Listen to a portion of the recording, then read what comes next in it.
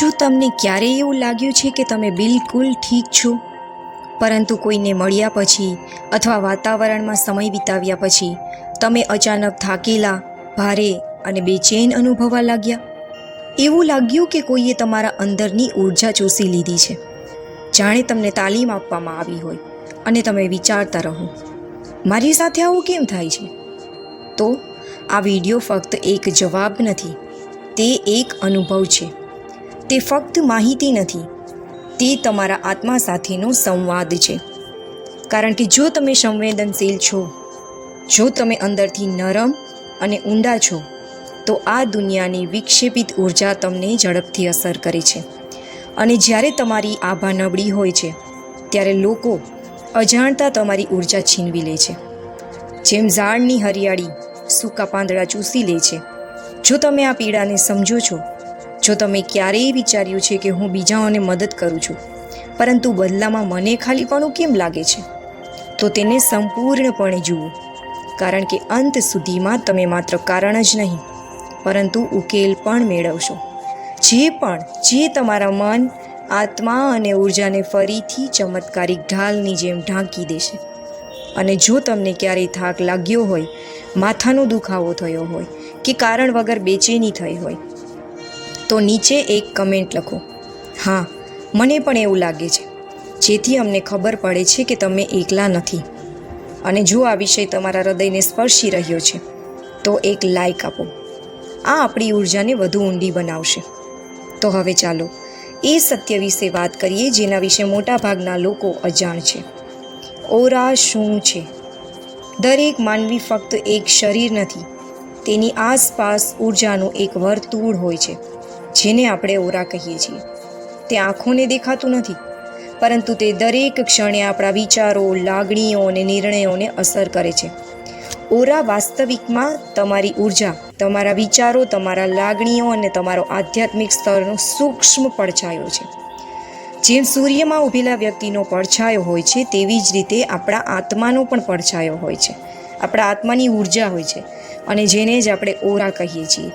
જ્યારે તમારી આ ઉર્જા, તમારી ઓરા મજબૂત હોય છે, ત્યારે કોઈ નકારાત્મકતા, કોઈ ઈર્ષા, કોઈ માનસિક થાક તમારા સુધી પહોંચી શકતો નથી. તમે સ્મિત કરો છો, તમે ખીલો છો, અને લોકો તમારી હાજરીથી હળવાશ અનુભવે છે. પરંતુ જ્યારે તમારી ઓરા નબળી હોય છે, ત્યારે લોકો ફક્ત તમારી સાથે વાત કરીને અને કંઈ પણ કહ્યા વિના, સમજ્યા વિના, તમારી નજીક બેસીને તમારી ઉર્જા ખેંચે છે. અને તમે ફક્ત વિચારતા રહો છો, હું કંઈ બોલી પણ ન શક્યો. તો પછી તમે આટલા ભારે કેમ અનુભવો છો? જે લોકોને આપણે એનર્જી વેમ્પાયર કહીએ છીએ, તે રાક્ષસો નથી. તેઓ તમારી આસપાસ હોય છે. તેઓ મિત્રો, સંબંધીઓ, સાથીદારો હોઈ શકે છે, જે દરેક વખતે તમારા જીવનમાં આવે છે અને તમારી ઉર્જાથી પોતાને ભરી દે છે, અને બદલામાં તમને ખાલી છોડી દે છે. પણ શા માટે? કેટલાક લોકોની હાજરી તમને કેમ ખાલી કરે છે? તમને કેમ લાગે છે કે કેટલીક વાતચીત પછી તમારું મન સ્થિર થઈ ગયું છે? કોઈની નજર તમને કેમ વીંધે છે? કારણ કે તમે ખુલ્લા છો. ભાવનાત્મક રીતે, ઉર્જા સ્તરે તમે અંદરથી વિશાળ છો. તમે નરમ છો, પણ તમે તમારી આસપાસ રક્ષણાત્મક કવચ બનાવ્યું નથી. તમે ધ્યાન કર્યું હશે, પરંતુ તમે તમારી આભાનું રક્ષણ કર્યું નથી. જેમ શરીરને ઠંડી, ગરમી અને ઈજાથી બચાવવા માટે કપડાની જરૂર હોય છે, તેવી જ રીતે આત્મા, ચેતનાને તેની ઉર્જાનું રક્ષણ કરવા માટે આભાની જરૂર હોય છે. પરંતુ જ્યારે આપણે ચિંતા, ભય, ગુસ્સે અથવા ઉદાસીમાં હોઈએ છીએ, ત્યારે આપણી આભામાં તિરાડો દેખાય છે, અને તે તિરાડો અન્ય લોકોને તમારી ઉર્જામાં પ્રવેશવા દે છે.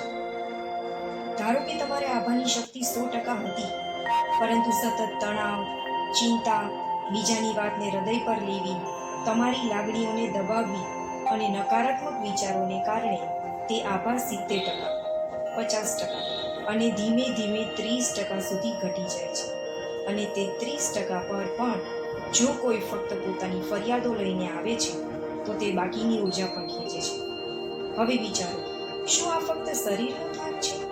ના, આ આત્માનો થાક છે. આ આભામાં તિરાડ છે. અને સૌથી મોટી વાત એ છે કે તમને તેનો ખ્યાલ પણ નથી આવતો. કારણ કે આ પરિવર્તન ધીમે ધીમે થાય છે, તે શાંતિથી થાય છે. અને જ્યારે તમે સત્યને જાણો છો ત્યારે તમે તમારી જાતને ગુમાવવાનું શરૂ કરો છો. તમારું મન પહેલા જેવું નથી, વિચારો પહેલા જેવા નથી, અને તમારા નિર્ણયો પર મૂંઝવણમાં મુકાઈ જાય છે. તમે વિચારો છો કે હું આટલું બધું કેમ વિચારું છું, હું આટલો થાકી કેમ જાઉં છું, મને આટલો ડર કેમ લાગે છે, મને કોઈ પણ બાબતમાં સારું કેમ નથી લાગતું. આનો એક જ જવાબ છે: તમારી ઉર્જા, તમારી આભા ઘાયલ થઈ ગઈ છે, અને તેને સાજા કરવા માટે તમારે કોઈ ચમત્કારી કાર્ય પાસે જવાની જરૂર નથી. તમારે ફક્ત તમારી જાત સાથે જોડાવાની જરૂર છે. ઉર્જાનું રક્ષણ કરવું એ કોઈ વિજ્ઞાન નથી, પણ એક સાધના છે. અને સાધનાનો અર્થ એ છે કે તમારી અંદર રહેલી શક્તિને ઓળખવી, તેને ફરીથી સક્રિય બનાવવી, એના માટે સતર્ક રહેવું. હવે તમે વિચારી રહ્યા હશો કે શું હું મારી આભાને ફરીથી મજબૂત બનાવી શકું? તો જવાબ છે હા, તમે કરી શકો છો. અને આ વિડીયોમાં હું તમને ધીમે ધીમે એવી રીતો જણાવવા જઈ રહી છું જેના દ્વારા તમે તમારી આભાને ફરીથી મજબૂત બનાવી શકો, જેથી કોઈ નકારાત્મક વ્યક્તિ તમારી ઉર્જાને સ્પર્શી ન શકે. પરંતુ તે પહેલાં એક વાત યાદ રાખો: જ્યારે તમે બીજાઓની ચિંતા કરો છો, તેમને સાંભળો છો, તેમને સ્વીકારો છો, ત્યારે ફક્ત તમે તેમની જ નહીં પરંતુ તમારી પોતાની ઉર્જાનું પણ દાન કરી રહ્યા છો.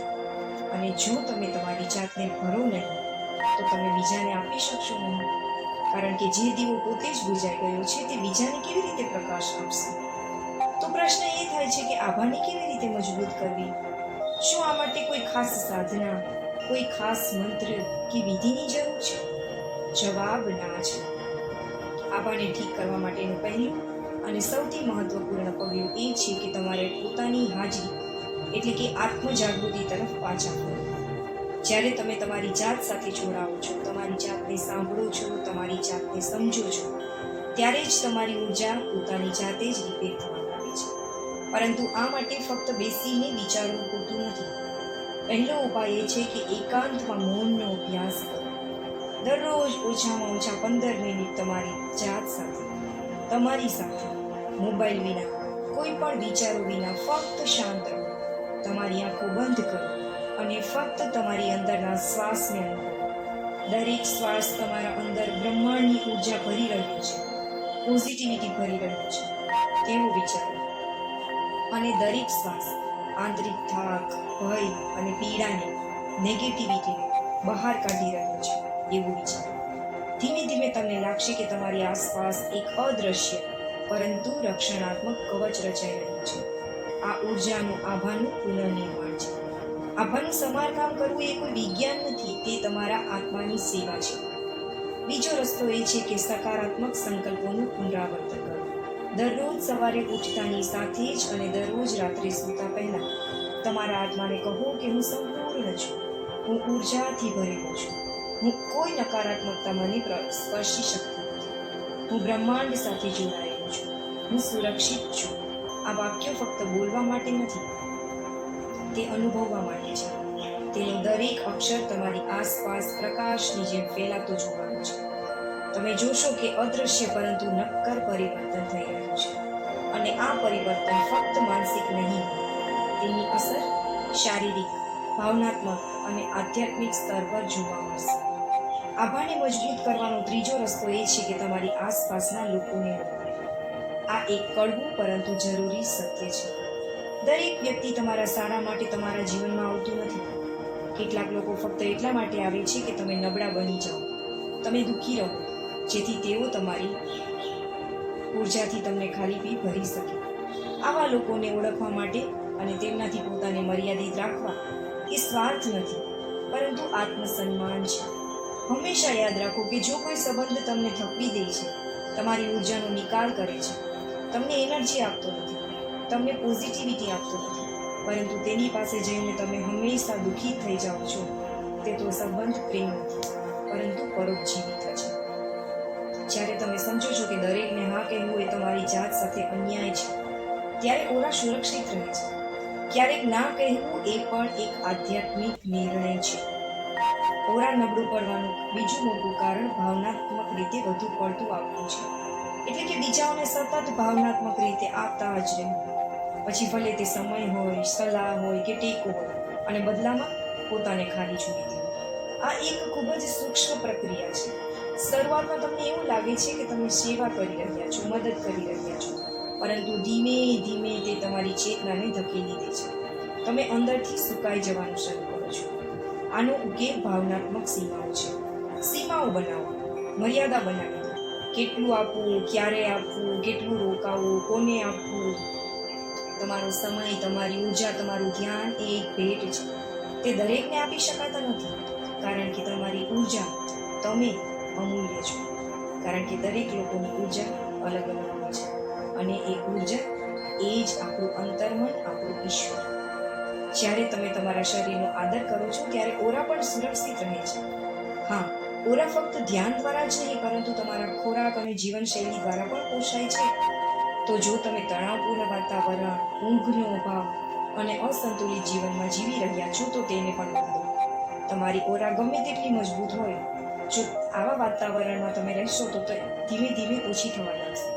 તેથી આભાને મજબૂત બનાવવા માટે સાત્વિક અને પૌષ્ટિક ખોરાક લેવો, પૂરતી ઊંઘ લેવી, સવારે અને રાત્રે ઓછામાં ઓછા 2 થી 3 કલાક, શરૂઆતમાં 15 મિનિટથી શરૂ કરી 3 થી 4 કલાક નિયમિત ધ્યાન કરવું.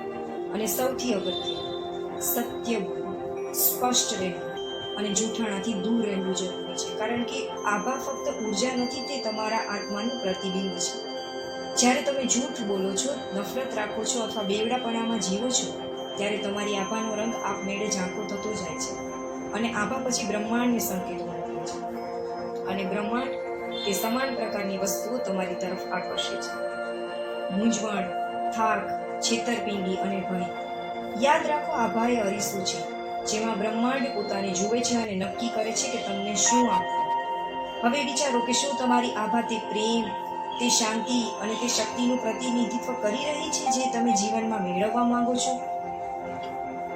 આભાને ઉર્જા આપવાની બીજી એક સુંદર રીત છે કુદરતી તત્વ.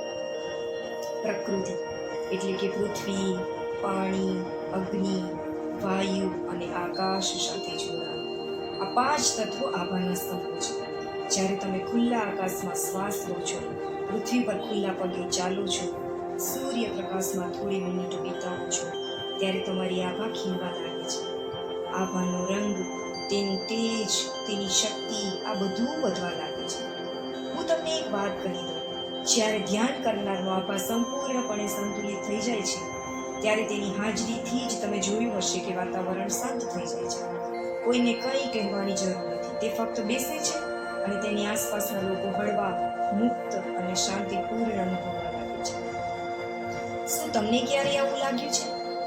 શું તમને ક્યારેય મંદિરમાં, ધ્યાન ગૃહમાં કે ખૂબ જ શાંત વ્યક્તિની નજીક બેઠા હોય અને જાણે બધું જ બંધ થઈ ગયું હોય, માત્ર ને માત્ર સકારાત્મકતા મળી હોય, એવું તમારી સાથે થયું હોય તો કમેન્ટમાં જરૂર લખજો.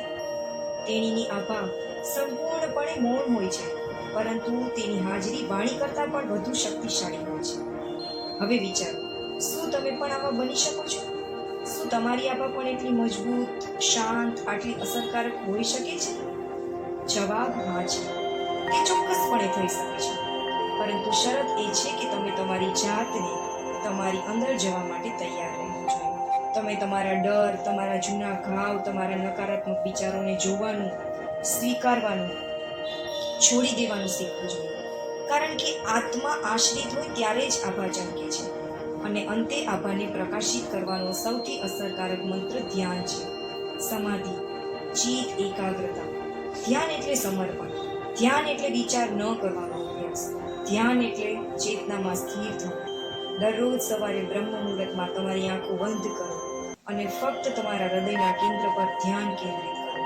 ત્યાં એક પ્રકાશ છે, ત્યાં એક કંપન જે તમારી આભાને સુવર્ણ બનાવે છે. તે કંપન બ્રહ્માંડ સાથે જોડાયેલું છે, જેને આપણે ભગવાન આપણી આત્મા સાથે જોડાયેલું છે, અને આપણને અંતર મન દ્વારા જેને ઓળખીએ છીએ એ આ પ્રકાશ છે. જ્યારે તમે ત્યાં પહોંચો છો ત્યારે કોઈ પણ વ્યક્તિ, કોઈ પણ શબ્દ, કોઈ પણ પરિસ્થિતિ તમારી ઉર્જાને સ્પર્શી શકતી નથી. તો ચાલો હવે તે સંપૂર્ણ સૌથી મહત્વ સત્ય વિશે વાત કરીએ જે તમારી સંપૂર્ણ ચેતનાને બદલી શકે છે. આભાનો સૌથી મોટો દુશ્મન તમારી જાતને ઓછો અંદાજ આપો છો તે છે. હા, જ્યારે તમે વારંવાર તમારી જાતને કહો છો કે હું નબળો છું, હું કંઈ કરી શકતો નથી, મારાથી થતું નથી, મારું ભાગ્ય જ નબળું છે, લોકો મને સમજી શકતા નથી, હું કંઈ પણ કરું લોકોને સારું લાગતું નથી, મારા શબ્દોની કોઈ કિંમત નથી, પછી તમે તમારી પોતાની આભામાં આવી જ વાતો કરીને છિદ્ર બનાવી રહ્યા છો અને અહીંથી ઉર્જાનો લીકેજ શરૂ થાય છે. આભા કોઈ રહસ્યમય કાલ્પનિક વસ્તુ નથી, તે તમારું આત્મસન્માન છે, તમારી આંતરિક ચેતનાનું ગૌરવ. જ્યારે તમે તમારી જાતને દુર્વ્યવહાર કરો છો, તમારી ટીકા કરો છો, તમારી જાતને અધોગતિ આપો છો, ત્યારે તમે બ્રહ્માંડને સંકેત આપો છો કે મને તૂટેલા અનુભવો જોઈએ છે અને બ્રહ્માંડ પક્ષપાત વિના તે પાછું આવે છે. તેથી જ્યારે તમે કહો છો કે હું નથી કરી શકતો, બ્રહ્માંડ તથાસ્તુ કહે છે.